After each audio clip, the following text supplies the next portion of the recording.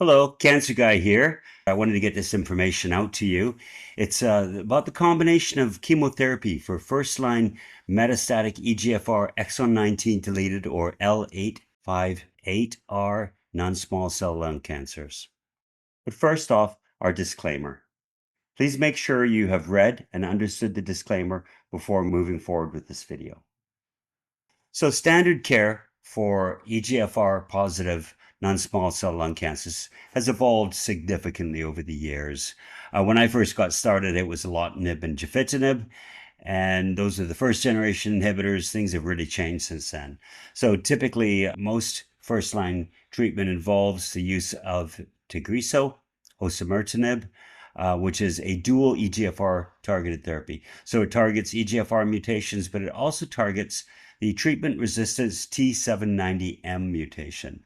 Now, this mutation was a real boon in our side for many years.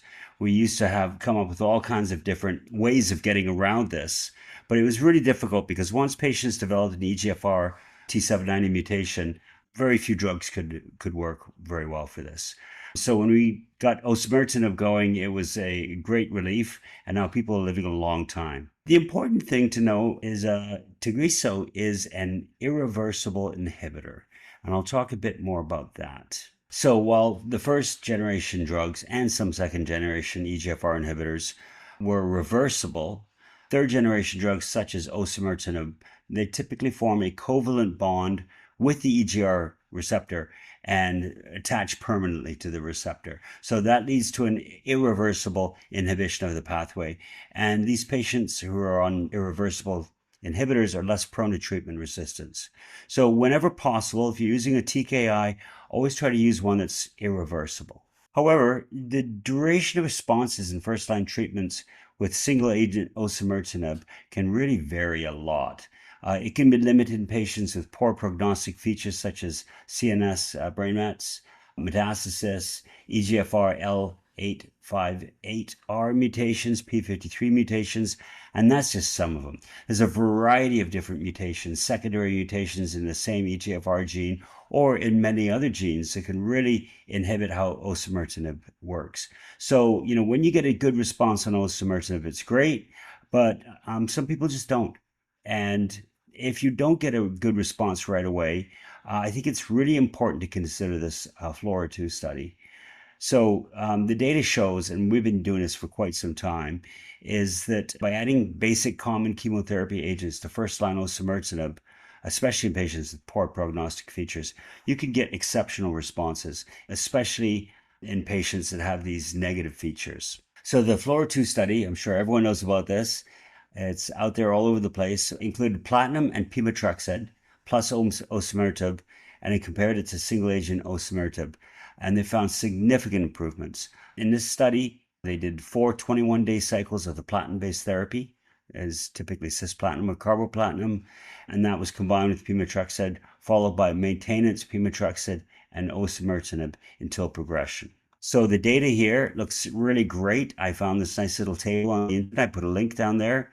And so you can see the difference, staggering difference. For baseline CNS Mets, you can see the median overall survival was 40.9 months, and that varied and went up to 46.6 months.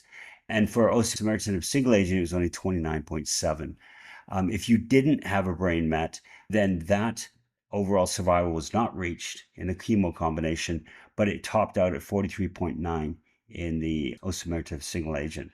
So, to me, if you don't have a brain met, I think most patients should start off with chemo. I really do. I think that's just the best approach to go in this particular context. Additionally, if you had the exon 19 deleted mutation, you can see really good response rate not reached versus 43% in the single agent. The L858R mutation was 38.1 compared to 32.4. And then for P53, in patients that had access to P53 testing, you can see in the wild type, the overall survival was not reached in the combination. And it was also not reached in the osimertinib single agent, which you would expect. But if you did have it altered, it was 51.1 months versus 43. So that's a significant difference. Now, I always like to look at the Kaplan-Meier curves, survival curves, because it really gives a different perspective than the median. And that's what progression-free survival and overall survival are, is they really are medians.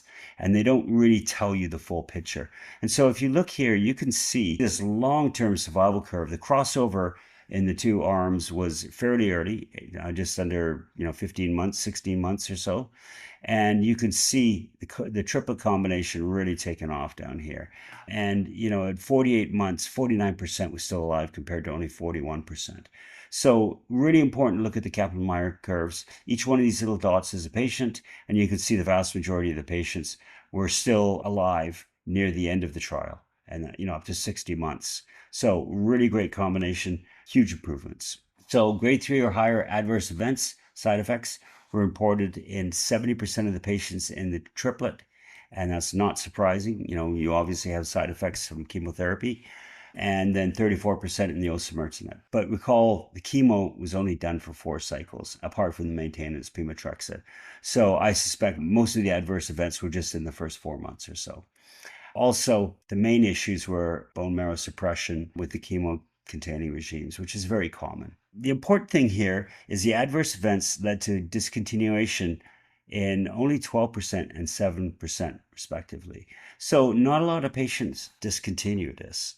A lot of patients stayed on. So since most standard care genetic tests include basic co-mutation status, you can use this information to determine the benefits of adding chemo by looking up your specific EGFR mutations and the other co-mutations and your P53 mutation status on your pathology report.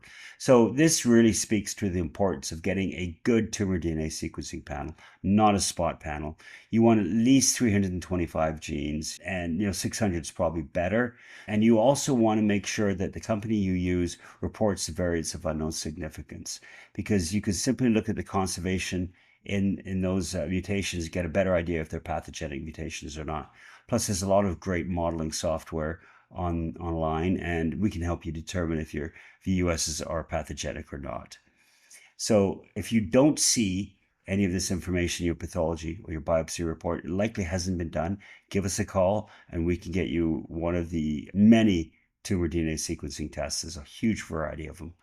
So there's many tests out there. So we highly suggest tumor DNA sequencing if you have EGFR positive non-small cell lung cancers. So a little bit about what we do. We have a wonderful consultation service. Additionally, Michelle has a wonderful precision cancer medicine education and advocacy program. I highly recommend this. Also, since you're watching this on your YouTube channel, highly recommend pressing the subscribe button so you'll get informed when new videos come out. Okay, have a great day.